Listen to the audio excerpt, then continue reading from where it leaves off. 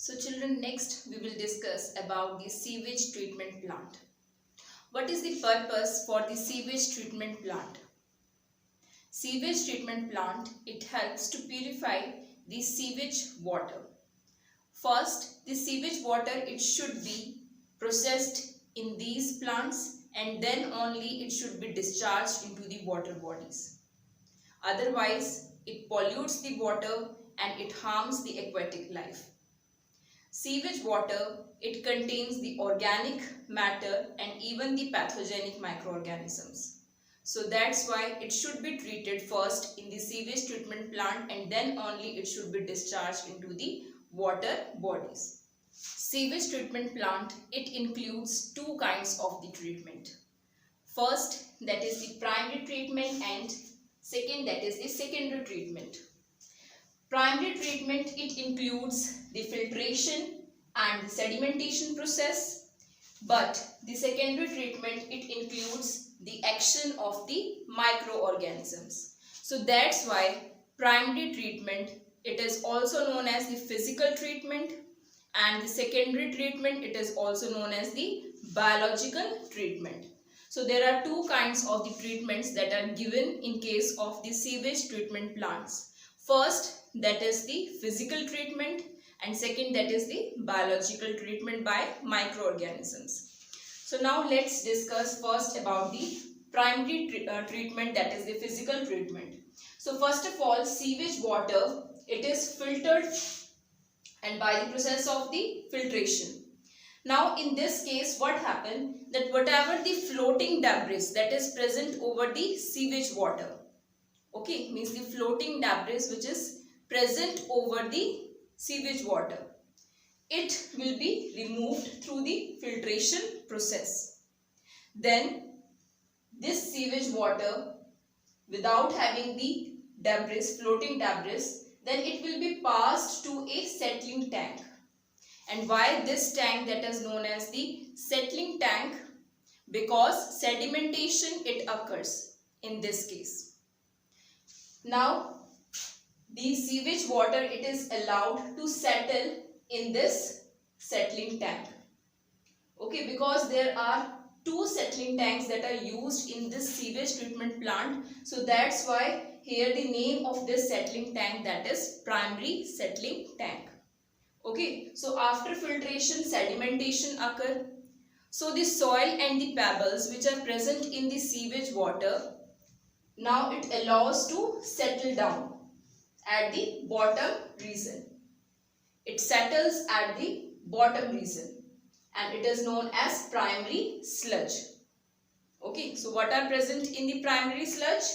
Soil and the pebbles, they settle down at the bottom region which is known as primary sludge. And the effluent means the water which is present above the sediment, that is known as the effluent. Then this effluent, it will be passed for the secondary treatment, means the biological treatment by the microorganisms. So first of all, this effluent, it will be passed to the aeration tank. First in the aeration tank. Now why this tank, it is known as the aeration tank? Because air is passed in this tank, so that the aerobic microorganisms which are present in the sewage water, they grow, they multiply, their number that will increase, and these aerobic microorganisms then digest the organic matter which is present in the sewage water. Okay, because the aerobic microorganisms, they can grow only in the presence of the air. So that's why air will be passed in the aeration tank, and then what happened? The aerobic microorganisms, they grow and then they digest the organic matter which is present in the sewage water. So when organic matter, it will be digested by the aerobic microorganisms, then what happened? The BOD level, it will be decreased. Okay, now what is BOD? BOD, that is biological oxygen demand. BOD means biological oxygen demand.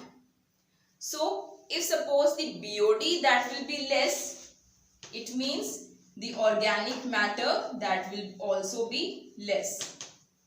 Okay. It will also reduces. And if suppose organic matter it will be reduced, then the water which is polluted, water polluted content, that will also get reduced. It means if suppose the water it is having more BOD, then that water it will be more polluted. Okay, because it contains more amount of organic matter. But if suppose the water that contain the less concentration of the organic matter, it means that the aerobic microorganisms, they need less air for the oxidation, for the degradation of the organic matter. It means that water will be less polluted and having less BOD. Okay, so because of the growth of the microorganisms, and what kind of the microorganisms that grow here, that are bacteria and fungi. Okay, so these bacteria and fungi, when they grow, they reduce the organic matter as well as the BOD, which is the BOD level, it will also decreased and making the water less polluted. Now what happened? The effluent which is present in this tank, in the aeration tank, then it will be passed to the settling tank. And it is also known as the secondary settling tank, because here this tank that is known as the primary settling tank, and here this tank it is known as the secondary settling tank, because sedimentation that will occur here. Okay, so sedimentation of what?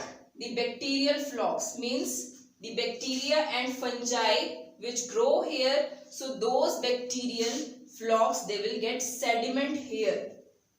Okay, they will sediment here, and a small portion of this sediment, it will be passed to the aeration tank to serve as an inoculum, or you can say starter, so that when the next round of treatment will be there, then again the aerobic microorganisms, they will grow here. Okay, so it will act as an inoculum. When small part of the sludge, activated sludge means the sediment, the bacterial flock and fungi, when the small portion of this, it will be passed to the aeration tank, then it will act as an inoculum for the second round of the treatment. Okay, so these bacterial flocks with fungi, when sediment, these are known as the activated sludge. Now this activated sludge means small portion that will be passed here. Now the remaining part of the activated sludge, it will be passed to the anaerobic sludge digester. And from the name, it should be clear that why it is known as anaerobic sludge digester, because the anaerobic microorganisms, they will grow here. Okay, because the anaerobic microorganisms, they will grow here and they digest the aerobic microorganisms, the aerobic bacteria and fungi. And during this process, what happened? Some gases that are released like methane, hydrogen sulfide, carbon dioxide. So these gases that are produced by the anaerobic microorganisms during digestion of the aerobic microorganisms, means during the digestion of the bacteria and fungi. And these gases that are known as the biogas. Now what happened? That from here, means when the gases that are released, so this water that will be discharged into the, it can be discharged into the water body. One step more is there, that is the chemical treatment, but it is not given in your book, but it is also used in some sewage treatment plants. And what does it include? It includes the chlorination process.